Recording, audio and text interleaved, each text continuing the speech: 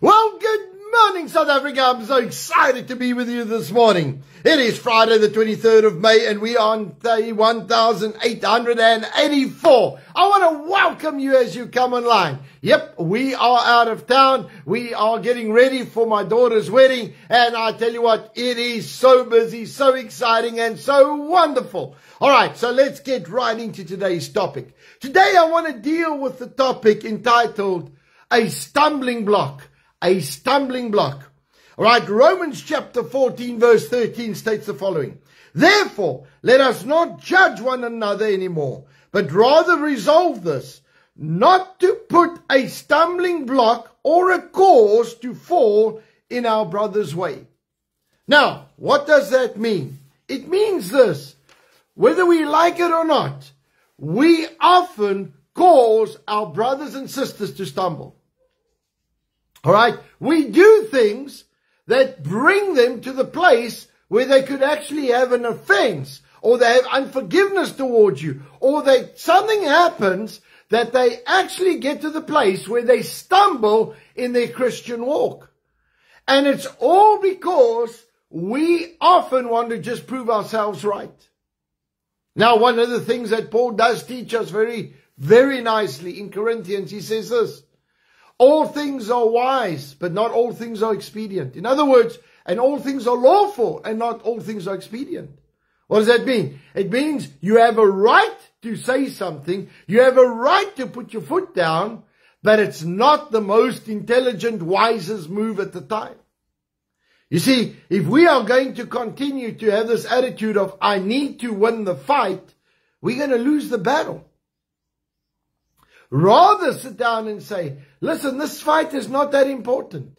Allow the Spirit of God to intervene. Allow God to do something in your brother's heart or your sister's heart. Rather that than cause a stumbling block in their Christian walk. That they sit down and say, listen, I could serve the Lord, but that action of what Arthur did has caused me not to serve the Lord the way I should, or has caused me to reconsider the way that I do things. And so I want to encourage us today, saints. Come on, let us be a blessing wherever we go. Let us be the instrument of blessing, instrument of peace, instrument of change wherever we go. Let us be careful and ask God nicely and say, God, let us not be the purpose or the reason for a stumbling block in somebody's life. All right, so that whatever we do, we bring it as an example, as a demonstration of how we should act as believers. I believe that God is busy with each one of us. I believe that God wants to use each one of us. But at the same time, I do believe that God is expecting us to be an example. He's expecting us not to hurt others and not to bring them into a place where they carry a resentment. Or they carry a hurt because of our actions and because of our mouths. And so this morning I want to challenge the believers. Be careful that you are not a stumbling block for somebody. All right, I don't care who you are. I don't care how many years you've been serving God. Very often it's the ones that have been serving God for many years that become the stumbling blocks. Why? Because we become so stayed in our ways. Some of our teachings will make it very clear, and our training and upbringing, that this is right and this is wrong. And we sometimes don't give people grace to discover things, and we don't give them the gap to grow into it and really allow God to do the work. Here's the key. Let God do the work in the individual's life. God never said that my job is to fix you. My job is to give you the truth. The truth will set you free. Amen. So, as we come around the table today, I want us to really think about this. On the night that Jesus was betrayed, he took bread and broke it. He said, this is my body that was broken for you. Take in remembrance of me. He took the cup. He said, this is my blood that was shed for you. Take in remembrance of me. The body of Christ was broken for our physical and emotional healing. The blood of Christ was shed for our salvation, protection, and provision. And so this morning, as we come around the table, let us ask God firstly to forgive us. But let us ask God to give us the wisdom on how to deal with people around us and not be a stumbling block. Lord, I ask you right now in the name of Jesus to forgive us of anything that we've done wrong. Any wrong thought, any wrong action, any wrong motive or intention. But Father, I pray your blessing and anointing upon each and every one of us. Lord, that we will flow and grow together in Jesus' name. And Lord, I pray right now that you will minister to each and every one of us. Father, I pray that we will not be a stumbling block. Lord, that we will be a blessing in the name of Jesus. I pray that you will help us guard our mouths. Let us give people the grace and the space that they need to change. But Lord, I pray that you're going to lead us, guide us by your Spirit. I pray, Lord, that as we take of the elements right now, that we will feel and demonstrate the power of God in our lives. We thank you for this in Jesus' mighty name. And everybody said, amen and amen. Let's partake together.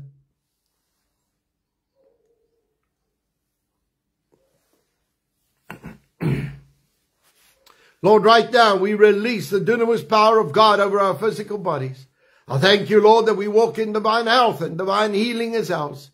In Jesus' name. And everybody said, amen and amen. Well, folks, I want to bless you this morning. I want to tell you it's Friday. Yep, it's Friday. It's weekend. I trust that you are going to have a wonderful, wonderful weekend. All right. I trust that you're going to have a nice break, and I'm praying that you're going to have a wonderful time.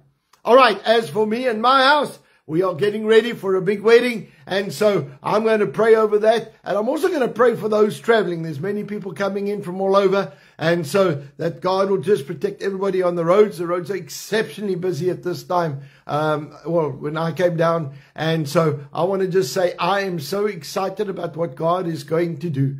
And let us keep praying about what's going to happen with our nation and with America and the meetings that took place. I don't think that President Donald Trump is totally convinced that the answers that were given. And I trust that God is going to do some incredible things for us. Remember this, God is in control. He has made many promises to us. And we're going to stand on those words. So let's pray. Father, right now in the name of Jesus, we come before you. Lord, we ask you please to forgive us of everything that we have done wrong. But God, we make ourselves available to be used by you. Lord, I pray right now in the name of Jesus Christ that you're going to do something supernatural for us. Lord, I release the power of God over us. Lord, I pray for each and every one of us, Lord, that we will be obedient. And Lord, that we will do what you've called us to do. Father, I pray for our businesses this morning, supernatural deals, divine connections, supernatural contracts to flow in Jesus' name. Father, I pray for our leadership, Lord, that they will make wise and sound decisions as they move around. And Lord, the decisions over our nation be godly ones in Jesus' name. Father, I pray right now that our nation be blessed. We call forth every prophetic word in Jesus' name. I thank you, Lord, that our nation will demonstrate the power of God, the blessing of the Lord in the name of Jesus. And Lord, I pray right now for the economy of South Africa, that our economy will prosper. And Lord, that there will genuinely be job creations in this nation. Lord, I pray for Destiny's wedding. Father, I pray your blessing over this weekend as a family. Lord, that our weekend is blessed, full of love, full of fun, full of laughter. And Lord, I pray for protection over everybody traveling on the roads. And Lord, I release your blessing over this weekend in Jesus' name. Father, I thank you for your destiny and purpose to be fulfilled in our family. And Lord, right now, I pray for the peace of Jerusalem, the blessing of Israel. And Father, I pray right now that that war will come to an end quickly in Jesus' name. And everybody said, amen and amen. All right, folks. I want to remind you that tonight I'm busy rerunning the book of Revelation. So watch that. Get the word in. Know what the word says. All right. And then I want you, please, to go and have a wonderful weekend. I want to remind you that we've opened up the bookings for Israel. If you'd like to book your spot so long, there's quite a number of people already booked on the trip. And so if you'd like to get in, you can book early. We're giving you lots of time. So that, and we're giving it in advance so that you could raise the funds. All right. It is going to be another academic tour. And I tell you what, I give so much in there. It's like a mini Bible school. All right, so I really want to encourage you, if you'd like to join me in Israel for 10 days in March next year, please go and get the details. Just send an email to believers@fathersheart.co.za and we will send you all the info. So from my side, God bless you. Have a wonderful, wonderful, wonderful weekend. Amen. And just keep us in your prayers. All right, let's get to our declaration this morning. In Jesus' name, I declare by faith that I walk in divine favor. I have preferential treatment, supernatural increase, restoration, increased assets, great victories, recognition, prominence, petitions granted, policies and rules changed, battles won that I did not have to fight. All because of the blessing and the favor of God on my life. So saints, I want you to go out with might, go out with valor, most of all, go and release life wherever you go. I love you lots and I'll see you soon. And remember, Jesus Christ is alive and he loves us all. Amen and amen. Bye-bye.